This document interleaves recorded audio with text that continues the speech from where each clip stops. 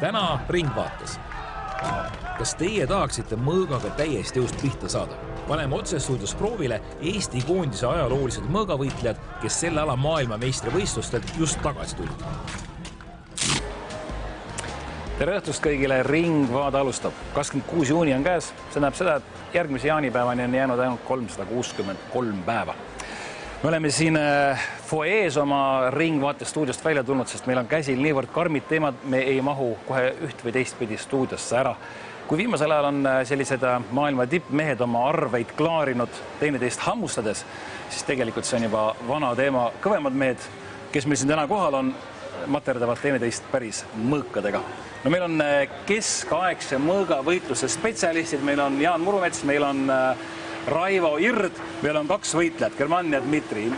Kui ma neid varustust vaatasin, ma mõtlesin, et tavaline linnateatri mingi musketääride näitus on midagi taolist. Kuidas sellega on? On see nüüd ehtne või on see niisugune rekvisiit? Mis neil seljas on? No, alustame sellest, et tegemist on siis võitlusspordialaga, mille täpne nimi on täiskontaktne keskaegne võitlus. Lihtsurelikuks tähendab seda, et nad reaalselt madistavad, peksavad karvad koos. Et siin on keelatud ainult mõningad asjad, näiteks relvaga torkamine ja löömine põlveõndlasse ja kaela ja kuklasse, aga võib öelda, et laias laastus kõik muu on lubatud, sest et see kaitsevarustus on niivõrd turvaline. Ja selle sama mõõgaga need vennad reaalselt materdavad teineteist. See ei ole niisugune nagu kuskil selline väikene puudutus etenduses, vaid see päriselt lööte. Täpselt nii kõvasti, kui jõuad, täpselt nii kõvasti lööd. No, kui ma võtan selle mõõga kätte, kas ma tohin korra seda puutuda, kui ma võtan selle mõõga kätte näiteks ja löön, sa poiss, see tuli isegi see on siin kinni. Selle mõõgaga löövad mehed täiesti jõust. No see on ikka selline korralik tükk. Ta muidugi ta ei ole väga terav, ma vaatan, siis just... See serva laius võib olla minimaalselt 2 millimeetrit, et ta oleks turvaline. Ja lööte absoluutselt ükskõik kuhu? No nagu öeldud jah, et ei ole lubatud lüüa siia põlve taha, sest et siin ei ole kaitsmeid, sest muidu jalg ei saaks liikuda. Ja siis ei ole lubatud mingid sellised asjad, nagu näiteks relvaga kägistamine. Ja siis torkamine ei ole lubatud. Aga noh, jah. Aga enamus võtteid on kõik lubatud. Muidugi see kõlab uskumatult, et nüüd siin teised mehed hakkavad üksteist materdama selliste relvadega, nagu minu pikkusega võrreldes on ta ikka pool mind vähemalt. No nii, aga ma annan selle tagasi, nüüd läheb meil siis, see kuidagi juba rasket läheb kätte, ma vaatan, nüüd lähebki tõeliseks keskaegseks mõõgavõitluseks, see oli mingi imitatsioon, vaid niimoodi nad reaalselt võitlesidki. Ja meil on siis siin kaks meest kaasas, kes turvavad, nimelt me peame selle platsi kuidagi ette valmistama, et inimesed siin reaalselt pihta ega surma ei saaks, see läheb üsna tõsiseks andmiseks. Aga ma siis lasen teil siin materda, astun kõrvale igaks juhuks, ma olen kaugemal ära muidu. Nüüd jäämust midagi alles.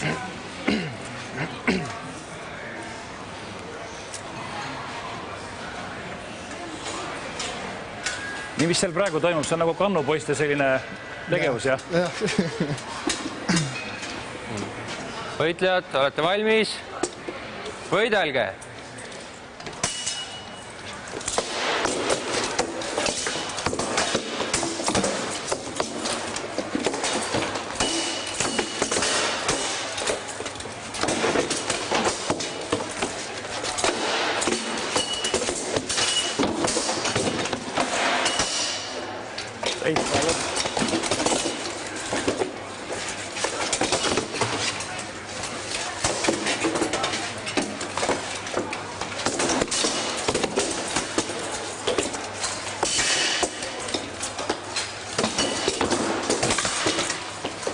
Säde neid lendate.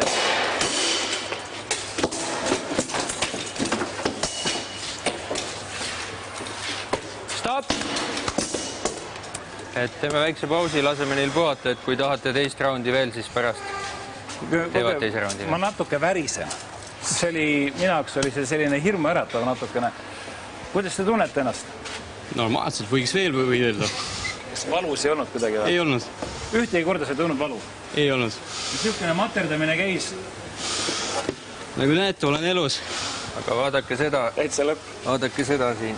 Aha, see on nüüd see tulnud sellest, see väike mült on tulnud siis sellest võitlusest praegu. No minu jaoks oli see täitsa selline ikkagi hirmus. Kuidas me seda kommenteerime? Kas see oli nüüd mingisugune tavaline selline keskaja võitlus või oli see erilised lahinguvõtted või lihtsalt mehed karupidi kokku kaklevad? See on nüüd selline sportvõitlus, nagu ta meil on.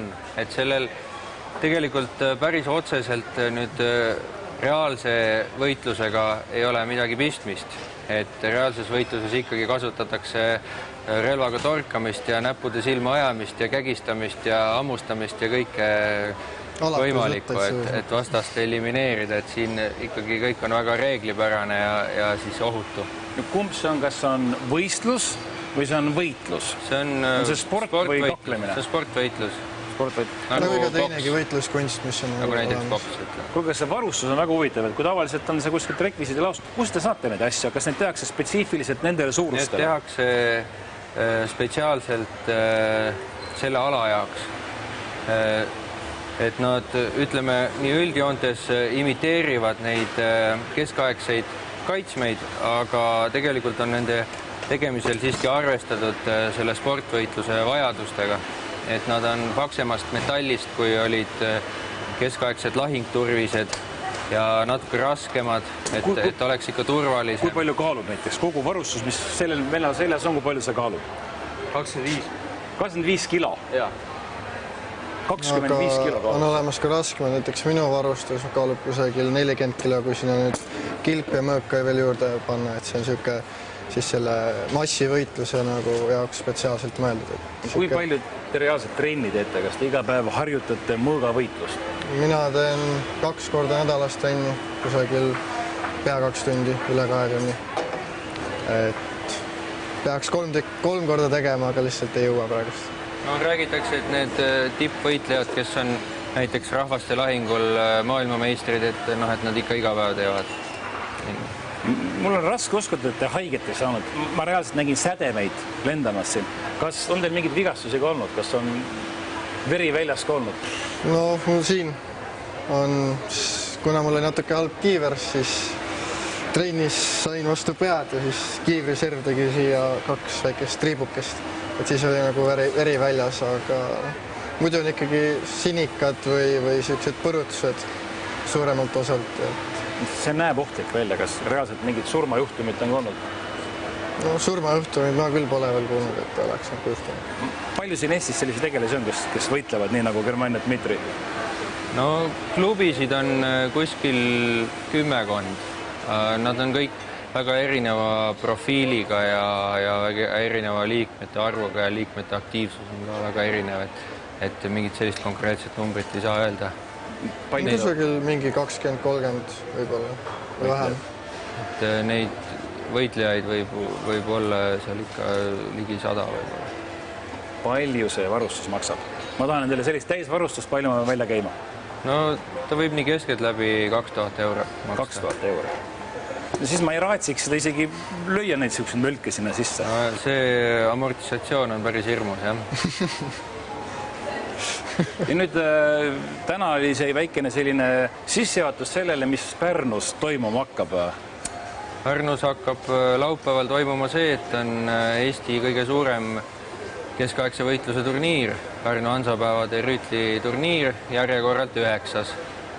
Ja seal astub siis Jaan Murumets ehk Barbar. Meil astub vastu Läti kõige kõvemale mõõgavõitlejale, kes on Läti rahvusmeeskonna kapten, võitleja nimega Hartmann. Nii et pöidlad pihku, ühesõnaga, kui mina nüüd või televaataja tahab reaalselt seda sama asja näha, mida mina siin ise nägin, siis sel nädalalõpul Pärnusse Hansapäevadele ja Barbar astub materdama Retlast. Muidugi. Selge, me laseme teil väikse törtsu veel siin üksteist nüpelda, see oli niivõrd tore. Sellepärast nad seda teevadki.